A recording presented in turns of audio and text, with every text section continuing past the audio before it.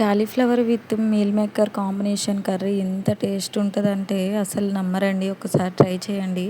ఏం లేదండి, గుప్పెడంత మీల్ మేకర్ని బాగా కడిగేసుకొని నానబెట్టుకోండి. అలాగే కట్ చేసి పెట్టుకున్న కాలీఫ్లవర్ని 2-3 సార్లు బాగా మెత్తగా ఉడికించుకొని 2-3 సార్లు వాటర్ చేంజ్ చేసుకుంటూ బాగా కడిగేసుకొని పక్కన పెట్టేసుకుందాం. అలా కడిగేసి పక్కన పెట్టేసిన తర్వాత స్టవ్ పైన కళాయి పెట్టేసి ఆయిల్ వేసి ఆయిల్ బాగా వేడెక్కిన తర్వాత ఆనియన్, కరివేపాకు వేసాను. మీరు కావాలంటే పచ్చిమిర్చి కూడా యాడ్ చేసుకోండి. నేను ఇక్కడ మా పాప తింటుందని యాడ్ చేయలేదు. సో ఆనియన్, కరివేపాకు బాగా ఫ్రై అయిన తర్వాత మనం నానబెట్టి పెట్టుకున్న మీల్ మేకర్ని బాగా వాటర్ లేకుండా పిండేసి మీల్ మేకర్ని అందులో వేసేసి ఒక 2 నిమిషాలు ఫ్రై చేసుకుంటే సరిపోతుంది, కలర్ చేంజ్ అయ్యే వరకు. అలా ఫ్రై అయిన తర్వాత మనం కట్ చేసి పెట్టుకున్న టమోటా, ఆనియన్ అందులో వేసేసి ఉప్పు, పసుపు వేసి బాగా ఫ్రై చేసుకోండి. ఉప్పు, పసుపు వేస్తే త్వరగా ఫ్రై అవుతుంది. ఒకసారి ట్రై చేయండి.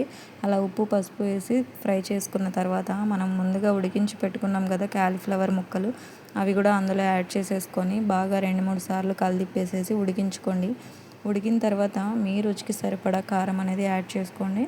నేనైతే తక్కువ యాడ్ చేస్తాను, మా పాప తింటుంది కాబట్టి. సో కొంచెం అంత యాడ్ చేసుకొని కొంచెం అంత పచ్చివాసన పోయే వరకు ఉడికించుకొని వాటర్ని యాడ్ చేసి వాటర్ ఇంకిపోయిన తర్వాత మీకు మీ దగ్గర ఏ మసాలా ఉంటే ఆ మసాలా వేసుకొని, నేనైతే ధనియా, వెల్లుల్లి మసాలా వేసాను.